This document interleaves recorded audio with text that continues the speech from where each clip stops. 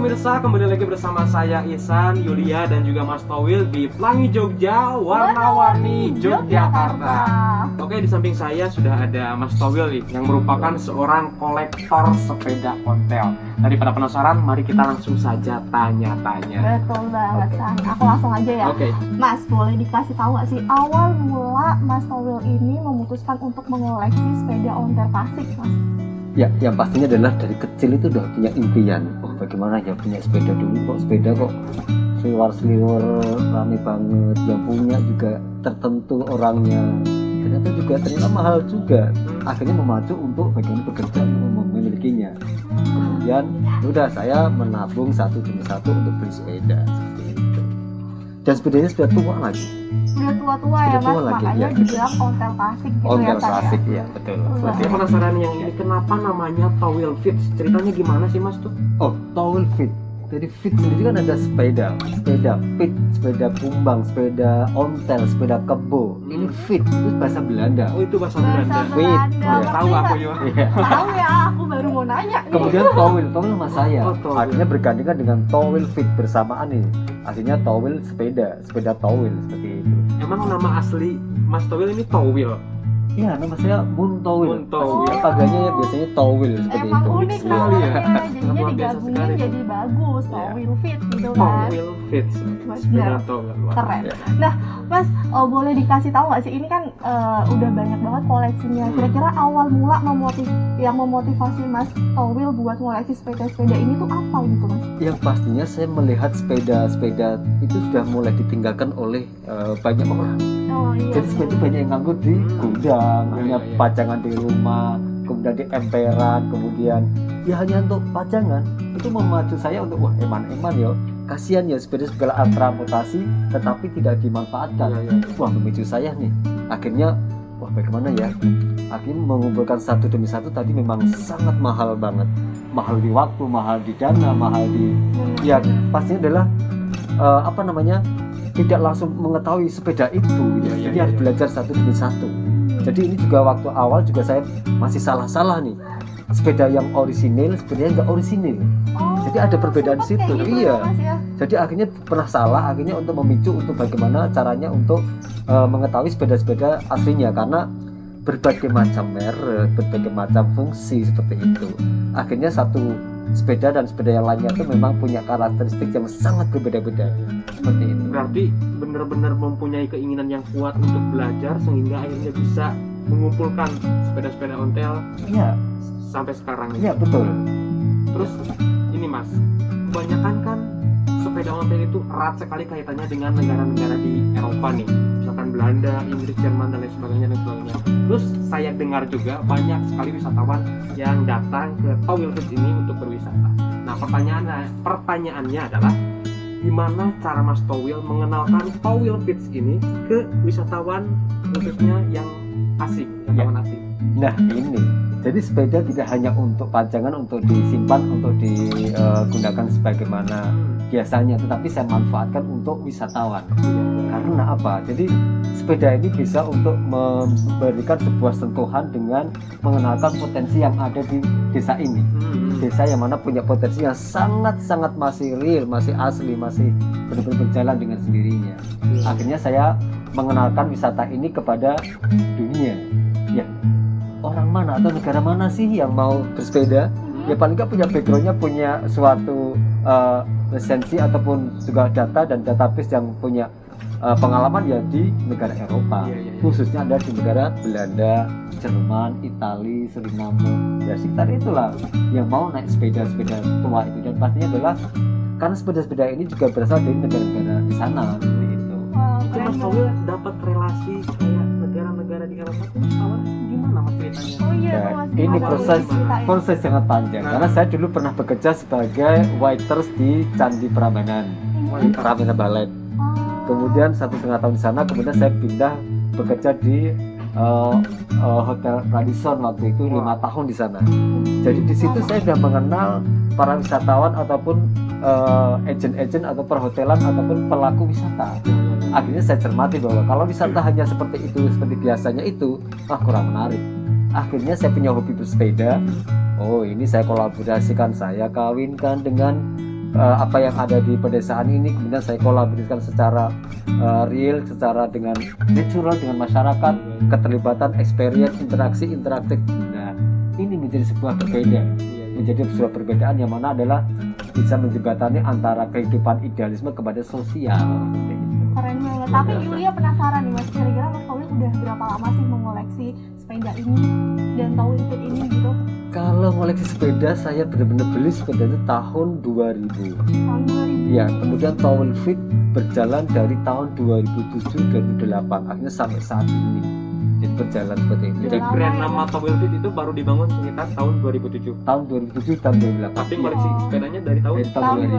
2000. Ya, impiannya dari kecil. Oh, Ya, seperti itu. Jadi Berarti udah kisaran belasan tahun gitu ya ya Mas 15 ya? tahunan ya.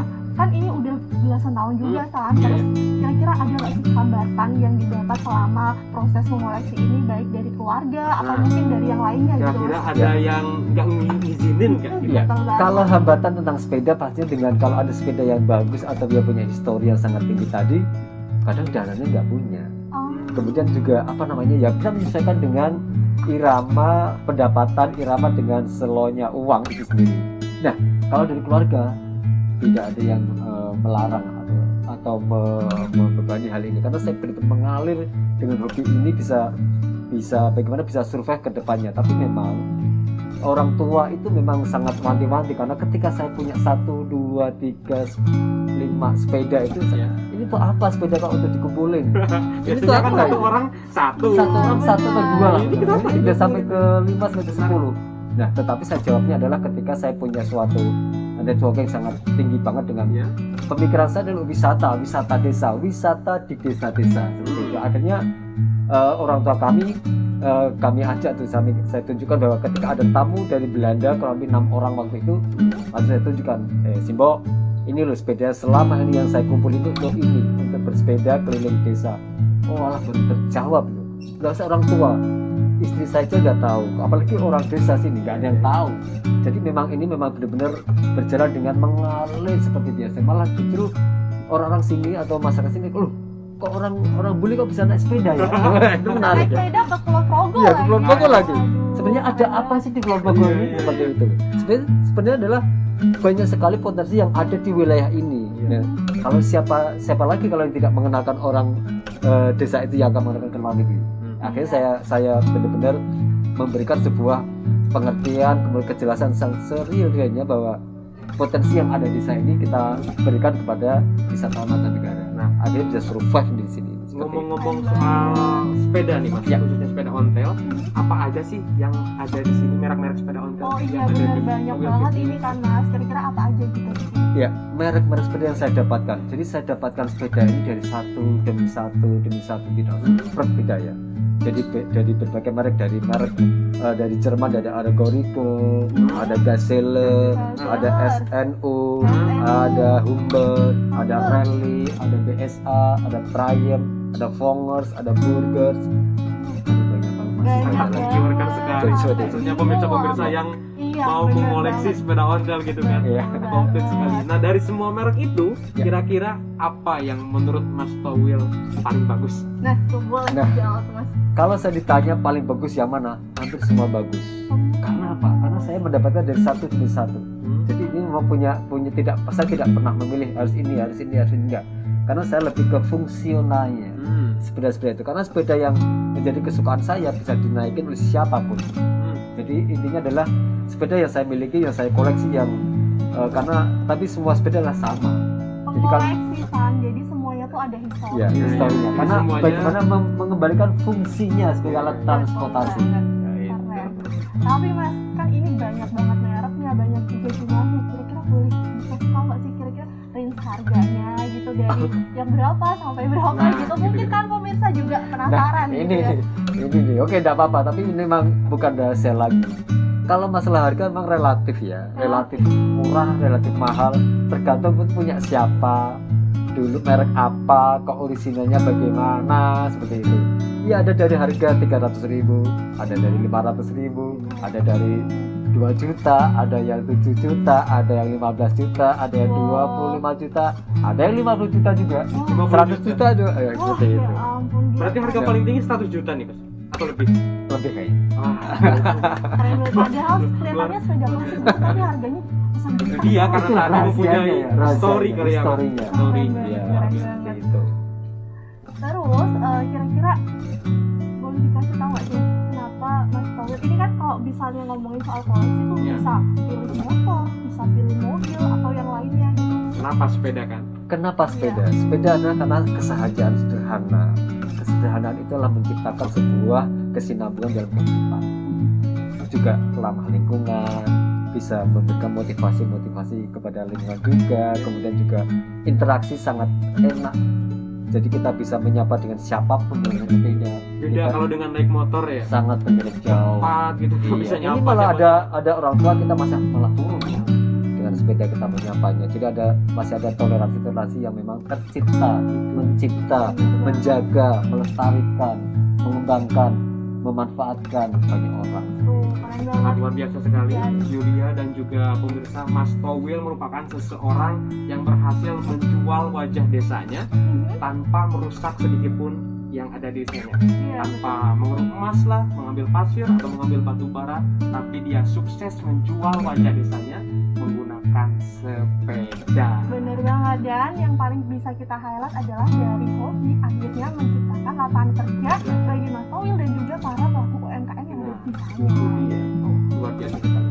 Tapi misalnya ngomong-ngomong soal sepeda, dari tadi kita ngalor ngidul, aku tuh udah gatel banget gitu buat nyobain salah satu sepeda klasik yang ada di sini. Kira-kira kita boleh nggak sih Mas nyobain? Malah harus dicoba satu demi satu, sekian itu dicoba satu satu. Ayo Oke. kita putar desa-desa sini ya. Saya Wah, tunjukkan Boncengan bisa mas? boncengan.